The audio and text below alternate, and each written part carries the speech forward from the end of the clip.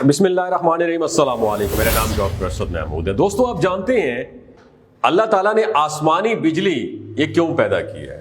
हम जानते हैं कि साइंटिफिक पॉइंट ऑफ व्यू से बर्क यानी आसमानी बिजली इस तरीके से पैदा होती है कि बादल के दो टुकड़े एक दूसरे के जब करीब आते हैं तो उनसे बिल्कुल इसी तरीके से करंट पैदा होता है, जैसे बिजली की दो तार जिनमें पॉजिटिव और नेगेटिव फेज की बिजली आ रही होती है। जब ये एक दूसरे के करीब होते हैं तो बहुत ज्यादा करंट पैदा होता है, जिससे रात यानी बिजली की चमक या थंडर और गरज पैदा हो जाती है। बादल का टुकड़ा जो मस्बत करंट जिसमें होता है, जब जमीन के बिल्कुल नजदीक हो जाए कि जिसमें हमेशा मनफी करंट हो, तो जमीन और बादल के दरमियान करंट पैदा हो जाता है, जिसे साइका यानी आसमानी बिजली कहते हैं। ये करंट इस कदर खतरनाक होता है कि एक इंसान या किसी जानवर के सर पर आ गिरे तो मुख्तसर से लम्हे में जलकर खाक हो सकता है। मौजूदा साइंसी इंकशाफात से साबित हुआ है कि आसमानी बिजली यानी बर्क, इसके बहुत सारे फायदे हैं। ये आसमानी बिजलियां अमूमन बहुत ज्यादा हरारत पैदा करती हैं, जो बाज़ औक़ात तकरीबन 15,000 सेंटीग्रेड होती हैं। ये हरारत इस मकसद के लिए काफ़ी होती है कि अतराफ की ज़्यादातर हवा को ये जला दें, और इसके नतीजे में फ़ौरन हवा का दबाव कम हो जाता है। और हम जानते हैं कि हवा के कम दबाव की सूरत में ही बादल बरसते हैं। यही वजह है कि आम तौर पर बिजली चमकने और गिरने के बाद ही ओले पड़ने शुरू हो जाते हैं और बारिश के मोटे मोटे कतरे गिरने लगते हैं। और इसी बिना पर दर हकीकत आसमानी बिजली की एक रिस्पॉन्सिबिलिटी जमीन पर पानी बरसाना है। जिस वक्त ये आसमानी बिजली अपनी उसी हरारत के साथ चमकती है तो बारिश के कतरात इजाफी ऑक्सीजन की मिकदार में तरकीब होते हैं, और ये भारी पानी हाइड्रोजन पेरोक्साइड पैदा करती है। और हम जानते हैं कि भारी पानी के आसार में से इसकी खासियत एक ये भी है कि वो जरासीम कुश होता है, एंटी बैक्टीरियल होता है, और इसी बिना पर मेडिकल एक्सपर्ट इसे जख्मों के धोने के लिए भी इस्तेमाल करते हैं। भारी पानी के जो कतरात हैं जिस वक्त जमीन पर बरसते हैं तो नबातात होती है ना, नबाताती यानी पौधों के जरासीम, बीमारियों के जो जरासीम होते हैं उसको भी ख़त्म कर देते हैं। और इसी बिना पर माहिरीन ने कहा है कि जिस साल आसमानी बिजली कम हो तो नबाताती आफात और बीमारियां ज्यादा हो जाती हैं। ये आसमानी बिजली जहां इस दुनिया में जिंदगी के वजूद के लिए बहुत इंपॉर्टेंट रोल प्ले करती है, वहीं ये बिजली इंतहाई दहशतनाक और डरावनी भी होती है। जैसा कि सूरत और रात, कुरान पाक की सूरत और रात की आयत नंबर 12 में जिक्र है कि वही तो है जो तुमको डराने और उम्मीद दिलाने के लिए बिजली दिखाता है और उसके साथ साथ बारी बारी बादल पैदा करता है। रात के मानी बिजली की चमक, और रात उस गरजदार आवाज को कहा जाता है जो बिजली की चमक के बाद बनती है। और एक रोज एक यहूदी रसूलुल्लाह सल्लल्लाहु अलैहि वसल्लम के पास आया और चंद बातें दरियाफ्त करने लगा कि रात कौन है और इसकी हकीकत क्या है।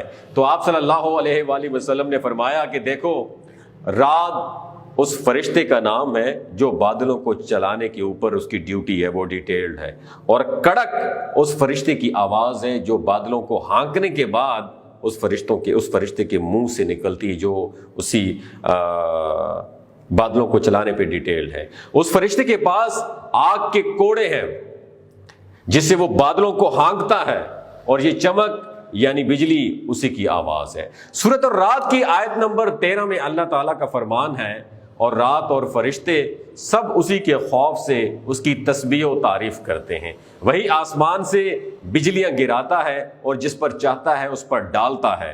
रात बादलों से पैदा होने वाली गरज को कहते हैं, और बाज़ मुफस्सिरीन के नज़दीक बादलों पर मामूर एक फरिश्ते का नाम रात है। और उस सूरत का ये नाम आयत नंबर 13 में मज़कूर लफ्ज़ और रात की मुनासिबत से रखा गया है। ये एक हदीस शरीफ में है कि क़यामत के करीब बिजली कसरत से गिरेगी, यहाँ तक कि एक शख्स अपनी कौम से आकर पूछेगा कि सुबह किस पे बिजली गिरी है। हज़रत जाबिर बिन ज़ैद रज़ी अल्लाह ताला अन्हु फरमाते हैं कि जब किसी इंसान की मौत का वक़्त करीब आ जाए तो मुस्तहब यह है कि उसके पास सूरत और रात पढ़ी जाए, क्योंकि ये मरने वालों के लिए आसानी का सबब बनेगी।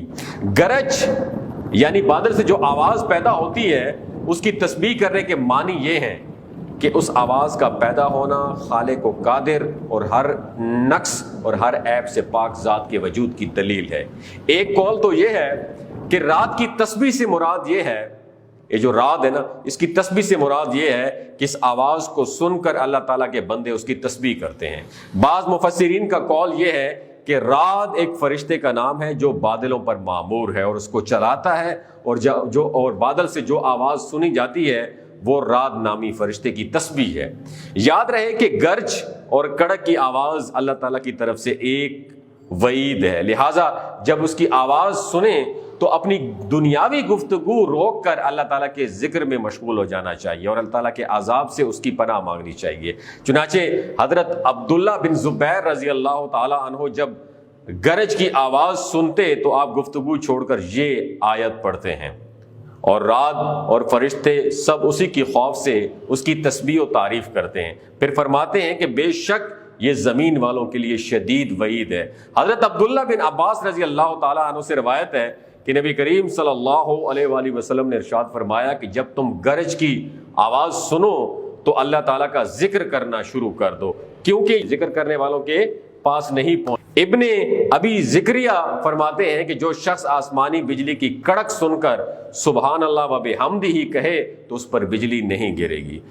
حدیث شریف میں ہے کہ حضور صلی اللہ علیہ وآلہ وسلم نے عرب کے ایک متکبر رئیس کے پاس ایک صحابی کو بھیجا کہ اسے میرے پاس بلا لاؤ۔ صحابی نے کہا، صحابی اس کے پاس پہنچا، اس سے سارا پیغام سنایا تو رسول اللہ صلی اللہ علیہ وسلم کے آپ کو بلاتے ہیں، تو وہ کہنے لگے کہ رسول اللہ کون ہے اور اللہ کیا چیز ہے، سونے کا ہے، چاندی کا ہے یا پھر تانبے کا ہے؟ تو 3 مرتبہ یہی گفتگو کی، اور تیسری مرتبہ جب وہ یہ گستاخانہ کلمات بک رہا تھا تو ایک بادل اٹھا، فوری بجلی گری اور اس کی کھوپڑی سر سے جدا کر دی۔ سورۃ الرعد کی آیت نمبر 12 پر غور کریں کہ بجلی چمکتی ہے تو کبھی وہ نئے خوشگوار موسم کی آمد کا پیغام ہوتی ہے اور کبھی وہ آگ بن کر زمین پر گرتی ہے اور چیزوں کو جلا ڈالتی ہے۔ اسی طرح بادل اٹھتے ہیں تو کبھی وہ مفید بارش کی صورت میں زمین پر برستے ہیں اور کبھی طوفان اور سیلاب کا پیش خیمہ ثابت ہوتے ہیں۔ اس کا مطلب یہ ہے کہ اس دنیا میں ایک چیز میں ایک ہی چیز میں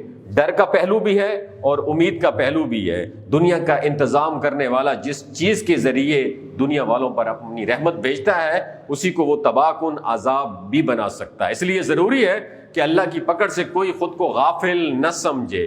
اللہ تعالی ہم سب کو اپنے حفظ و امان میں رکھے۔ دوستو، آپ لوگوں کے ساتھ کہنے کا مقصد یہ کہ سورۃ الرعد جو قرآن پاک میں ایک سورت ہے جس کا مقصد یہ ہے جو آسمانی بجلی، آپ اس نے پوری سورت کو پڑھنا ہے، ترجمے کے ساتھ پڑھنا ہے۔ پہلے اپنے ثواب کی نیت سے پڑھا تھا، لیکن آج فل ترجمے کے ساتھ پڑھنا ہے۔ آپ کو پتہ چل جائے گا اللہ تعالیٰ ہم انسانوں سے کیا کہہ رہا ہے۔ اپنا اور اپنے ساتھ جڑے رشتوں کا خیال رکھیے۔ اللہ حافظ۔